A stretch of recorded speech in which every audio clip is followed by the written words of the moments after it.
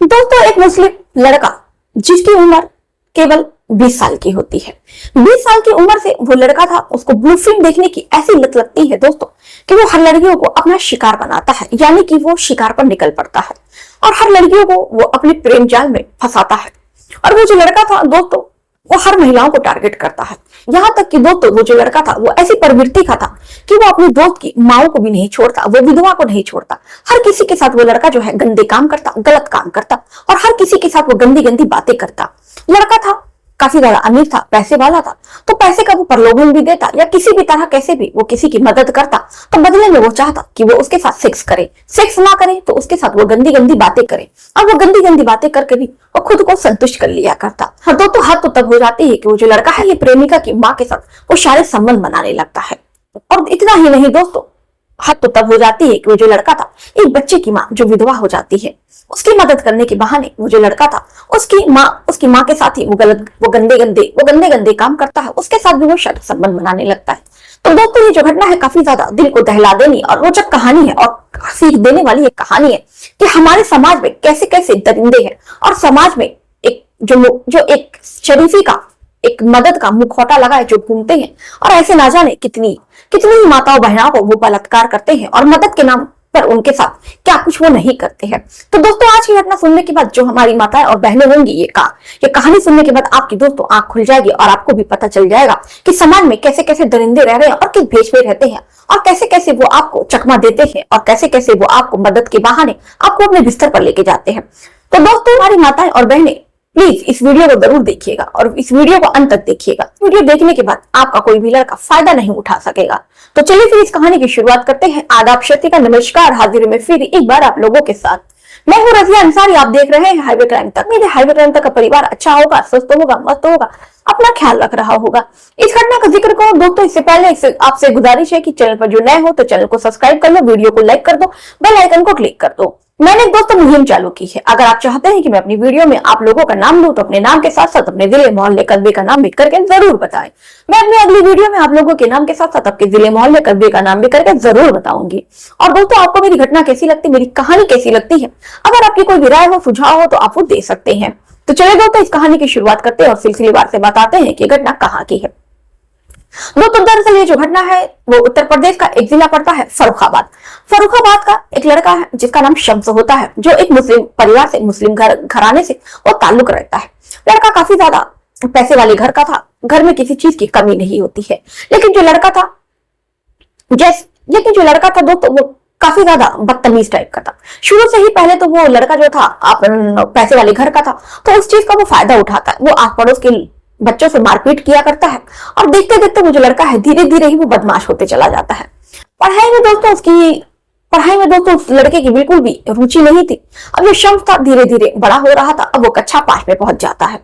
कक्षा 5 से ही दोस्तों उसका पढ़ाई में बिल्कुल भी मन नहीं लगता है, बल्कि कक्षा 5 से वो उलूल जुलूल हरकतें करने लगता है।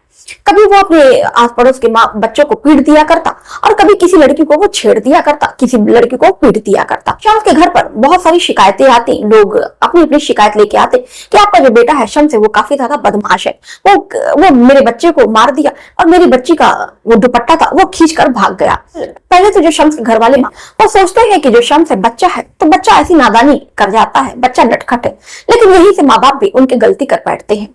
यही से उन्होंने शम्स को एक झापड़ लगाकर उसके कान पर उसको सबक सिखाया होता तो शायद अब उसका ये हाल ना होता।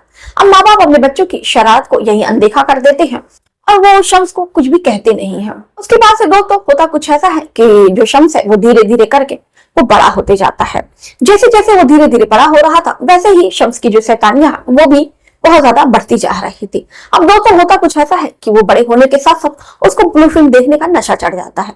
वो ब्लू फिल्म देखता है, ब्लू फिल्म देखने के बाद से वो अपने साथ ही गंदे गंदे काम करता है, अपने प्राइवेट पार्ट को वो सहलाता है, खुद का वो लिंग सहलाने लगता है। इसी तरह खुद को ही संतुष्ट कर लिया करता है। अब वो जब भी अकेले में होता, तन्हाई में होता, ब्लू फिल्म देखता और ब्लू फिल्म देखकर वो खुद के प्राइवेट पार्ट को वो सहलाया करता। दोस्तों यही तक भी जो कहानी है यही तक खत्म नहीं होती। अब लड़का जैसे जैसे जवान हो रहा था, जैसे जैसे वो बढ़ रहा था, वैसे वैसे जो उसकी ख्वाहिश है वो बढ़ती जा रही थी। अब वो सोचता है, अब वो ऐसा करके थक जाता है, फिर वो सोचता है कि क्यों ना किसी लड़की के साथ ऐसा किया जाए। अब वो यही से दोस्तों इस शुरुआत होती है कि यही से वो जो लड़का है शमी वो अलग अलग लड़कियों को वो शिकार बनाता है। अब जैसे जो लड़का धीरे धीरे बढ़ रहा था, वैसे वैसे उसकी जो गंदी हरकतें हैं वो भी बढ़ रही थी। अब वो लड़कियों से दोस्ती करता है, दोस्ती करने के बाद से उनसे वो गंदी गंदी बात करना चाहता है। कुछ लड़कियां थी उसके प्यार प्रसंग में फंस जाती हैं, तो उनके साथ वो गंदी गंदी बातें करता है। लड़कियों को लगता है कि लड़का जो उससे मोहब्बत कर रहा है, तो पहले तो लड़कियां उसका विरोध भी करती, तो लड़का ये कहता कि क्या तुम मुझसे प्यार नहीं करती, इसका मतलब कि तुम मुझसे प्यार नहीं करती हो। एक प्रेमी और प्रेमिका के बीच में तो अक्सर ये बातें होती रहती हैं। लेकिन लड़कियां नादान थी, वो नहीं समझ रही थी कि जो लड़का है हबशी है और जिस्म का भूखा है, और लड़कियां प्यार के नाम पर उसे गंदी गंदी बातें कर रही थी। अब जो लड़का है फिर यहीं पर नहीं रुकता है, वो उनसे मिलने की कोशिश करता है, और उनसे मिलता है तो उनके वो हाथ पकड़ लेता है, कभी उनके गालों पे किस कर लिया करता है। लड़की इसका विरोध करती तो वो प्यार के नाम पर उनको चकमा दे दिया करता।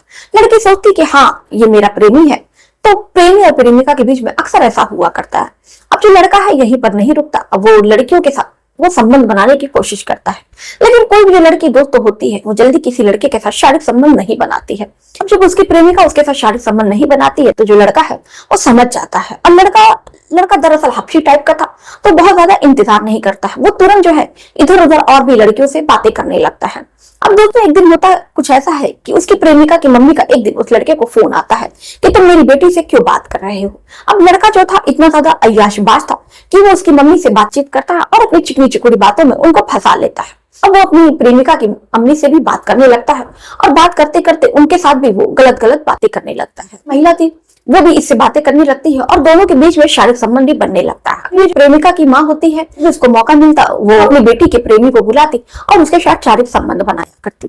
दोस्तों ये जो सिलसिला है यही भी नहीं रुकता है। अभी जो लड़का है एक तरफ तो ये अपनी प्रेमिका की माँ के साथ शारीरिक संबंध बना रहा था, दूसरी तरफ उसके पड़ोस में एक महिला थी जो विधवा हो जाती है और जिसका 5 साल का बेटा होता है। वो महिला काफी ज्यादा गरीब थी, काफी ज्यादा उसको मदद की जरूरत भी थी। एक दिन इस चम्मी ने उस महिला की मदद कर दी, और मदद करने के बहाने दोस्तों अपने आप को खुद को बहुत ज्यादा उसने महान साबित किया। महान साबित करने के बाद वो लड़का है उस महिला के करीब जाने की कोशिश करता है, और उसके साथ भी उसको भी वहां छूने की कोशिश करता है। महिला जो विधवा थी वो उसका विरोध करती है, तो उस महिला से कहता है कि मैंने तुम्हारी इतनी मदद की और तुम मेरे साथ ऐसा कर रही हो, यानी कि तुमको मुझ पर भरोसा नहीं है, तुमको मुझ पर विश्वास नहीं है। मैंने गलती कर दी कि मैंने तुम्हारी मदद कर दी। अब ये जो महिला थी इसको भी समझ में नहीं आता है कि वो क्या करे। उसके बाद से दोस्तों अब जब भी ये जो विधवा महिला थी, जब भी उस लड़के को वो फोन करती, शमी को वो फोन करती कि मुझे कुछ पैसे की जरूरत है, मेरी कुछ मदद कर दो, तो वो जो लड़का है कहता नहीं, जब तुमको मुझ पर भरोसा नहीं है तो भला मैं तुम्हारी क्या मदद करूंगा, तुमको जिस पर भरोसा है तुम एक काम करो, तुम उसी से मदद मांगो। अभी लोग विधवा महिला थी कहीं ना कहीं समझ रही थी कि लड़का जो है क्या कहना चाहता, लेकिन औरत की मजबूरी थी ऐसी थी, औरत ऐसी मजबूरी में फंसी थी कि एक तरफ कुआं था तो एक तरफ खाई थी। अब वो जो महिला है, फिर महिला तो उसके साथ शारीरिक संबंध नहीं बनाना चाहती थी, लेकिन महिला की मजबूरी थी, तो उसी के चलते उसको अपनी बेटी अपना और अपने बेटे का पेट पालने के लिए उसको उसके साथ गंदे काम करना होता। अब वो शमी उसके साथ भी शारीरिक संबंध बनाता। उसके बाद भी दोस्तों ये जो सिलसिला है यही भी खत्म नहीं होता, यानी कि वो जो लड़का था अब 2 महिलाओं के साथ शारीरिक संबंध बना रहा था।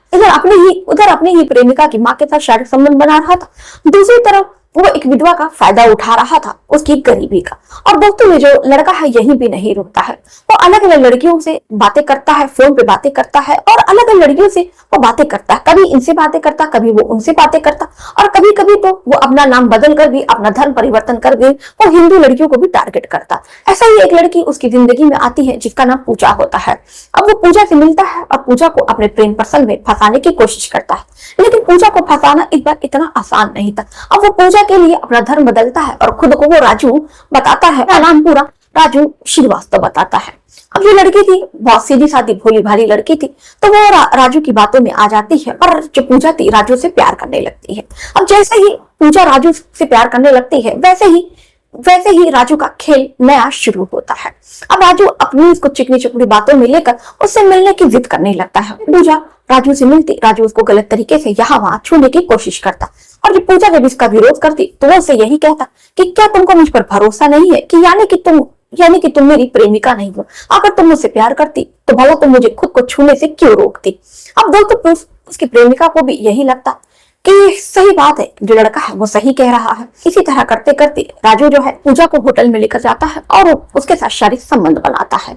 अब दोस्तों वो जो राजू था इतना शातिर था कि वो 3 महिलाओं के साथ एक साथ वो खेल कर रहा था, और एक साथ 3 महिलाओं को वो धोखा दे रहा था। कभी वो मुस्लिम बनकर, कभी वो हिंदू बनकर, कभी वो ऐसे ही वो लड़कियों को धोखा देता और प्रेम जाल में फंसाया करता।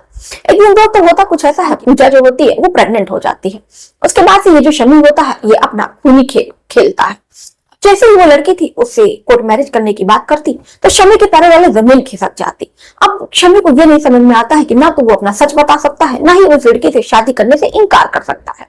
अब शमी को समझ में नहीं आ रहा था कि वो करे तो क्या करे। अब दोस्तों वो अपना खुफिया प्लान बनाता है और प्लान के मुताबिक उस लड़की को कोर्ट मैरिज करने के लिए बुलाता है। कहता है कि तुम्हारे घर में जितने भी पैसे हो और जेवर हो, तुम एक काम करो, शाम की रात को 8 बजे लेकर निकलना और मैं तुम्हें यहाँ पर मिलूंगा, तुम वहां पर आ जाना। फिर हम लोग यहाँ से भाग करके बंबई शहर में जाएंगे और बंबई शहर में मैं एक वहीं पर कमरा लूंगा और हम दोनों साथ रहेंगे। मैं कमाऊंगा और तुमको खिलाऊंगा और वहीं पर तुम मेरे बच्चे को जन्म दोगे। ये जो पूजा थी उसकी खुशी का ठिकाना नहीं था कि अपने वो प्रेमी के साथ आज रात भागने वाली है।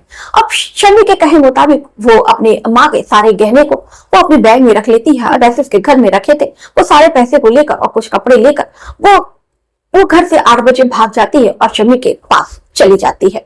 शमी ने उसको एक पहाड़ी के पीछे बुलाया हुआ था। वहां पर वो जाती है और शमी से कहती है, देखो शमी, मैं तुम्हारे लिए, तुम्हारे प्यार के लिए वो सब कुछ छोड़कर अपना घर बार आ गई। शमी उसको तुरंत देखकर पूछता है, मैंने जो कहा था क्या तुमने वो सब लाया है? पूजा होती है वो सारा जेवर देती है, कहती है कि लो ये जो कुछ गहने हैं और कुछ पैसे हैं। और जैसे ही शमी के हाथ में वो गहने और वो पैसे आते हैं के बाद से वो पूजा के गले में एक रस्सी डालता है और जोर से खींचता है। पूजा जो है काफी ज्यादा छटपटाती है, थोड़ा चिल्लाने की कोशिश करती है, लेकिन गला दबने की वजह से उसकी आवाज जो है वो ज्यादा तेज नहीं निकलती है और देखते ही देखते कुछ मिनटों में पूजा होती है वहीं पर अपना दम तोड़ देती है। उसके बाद से शमी जो है एक झाड़ी के पीछे पूजा को ले जाकर फेंक देता है। उसके बाद से वो अपने घर पर चला आता है और उस पैसे से, जेवर से वो ऐश कर रहा होता है। इधर पूजा के घर वाले परेशान थे कि 12 बज गया है, पूजा घर में कहीं भी नहीं है। तो पूजा की ढूंढाई शुरू होती है। यहाँ वहां पहले तो मोहल्ले में पूजा को ढूंढा जाता है कि कहीं पूजा किसी सहेली के पास तो नहीं गई है, लेकिन कहीं भी पूजा नहीं मिलती है। तो उसके बाद से जो घर वाले होते हैं तकरीबन 1 बजे वो पुलिस थाने पहुंचते हैं और थाने में जाकर अपनी बेटी की गुमशुदगी की रिपोर्ट दर्ज कराते हैं। पुलिस जो है तुरंत FIR दर्ज करती है और पुलिस जो है तुरंत पूजा को खोजने में यहाँ वहां जुट जाती है। लेकिन 2 दिन का वक्त बीत जाता है, लेकिन पूजा का कहीं भी कुछ भी अता पता नहीं चलता है। उसके बाद से जो पुलिस है वो पूजा की कॉल डिटेल निकलवाती है, CDR निकलवाती है। तभी कॉल डिटेल में एक नंबर मिलता है जिस पर पूजा अक्सर घंटों घंटों बात किया करती है। जब उस फोन नंबर का एड्रेस निकाला जाता है और उसका पता निकाला जाता है तो वो शमी का पता निकलता है। अब पुलिस जो है शमी को तुरंत गिरफ्तार करके थाने लेकर आती है और थाने में उससे पूछताछ करती है। यहाँ वहां दुनिया भर के झूठ बोलता है और पुलिस को चकमा देने की कोशिश करता है, लेकिन उसको ये नहीं पता था कि ऐसे जो खिलाड़ी होते हैं वो आए दिन थाने में आते रहते हैं। अब पुलिस फिर उसके ऊपर 3rd डिग्री का इस्तेमाल करती है और उसे सख्ती से पूछती है। तो जो शमी है वो अपना जुर्म कबूल लेता है और बताता है कि उसने ही पूजा की हत्या की है। पूजा की हत्या का वो कारण भी बताता है कि उसने पूजा की हत्या क्यों की है। उसके बाद पुलिस वाले फिर और भी उससे पूछताछ करते हैं कि तुम्हारा कितनी महिलाओं के साथ शारीरिक संबंध है। तो वो एक एक करके महिलाओं की लिस्ट बताता है। जब वो महिलाओं की लिस्ट बताता है तो पुलिस के हाथ पैर फूल जाते हैं कि आखिर में एक लड़का इतना अय्याशबाज कैसे हो सकता है कि वो एक साथ 5-5, 6 महिलाओं के साथ वो शारीरिक संबंध बना रहा है और 4-5 लड़कियों से वो चैटिंग कर रहा था, गंदी गंदी बातें कर रहा था। अब पुलिस जो है शमी का फोन बरामद करती है और उसके व्हाट्सएप पर जाती है। तो व्हाट्सएप पर बहुत सारी लड़कियों का नंबर मिलता है जिससे जो शमी का गंदी गंदी बातें करता है, गंदे उनको मैसेज भेजता है। अब जो पुलिस है शमी पर गंभीर धाराओं में मुकदमा दर्ज करके शमी को जेल भेज देती है। तो दोस्तों ये घटना सुनाने को उद्देश्य हमारा यही था कि समाज में ऐसे मनचले और इतने अय्याशबाज लड़के आपको हर जगह देखने को मिल जाएंगे। तो लोगों से सावधान रहिए, सतर्क रहिए और ऐसे जो लड़के हैं बहुत ज्यादा चिकनी चुपड़ी बातें करते हैं, लड़कियों को प्रेम प्रसंग में फंसाते हैं, फिर उनके साथ शारीरिक संबंध बनाते हैं, फिर लड़की अगर उन पर दबाव डालती है तो फिर उनका वो कत्ल कर देते हैं। तो दोस्तों ये थी आज की घटना। तो इस घटना पर आपकी जो भी राय होगी कमेंट में करके अपनी राय जरूर बताइएगा। मिलते हैं फिर ऐसी किसी और घटना के साथ, तब तक के लिए हमें इजाजत दीजिए। मिलते हैं फिर इसी समय पर एक नई कहानी के साथ।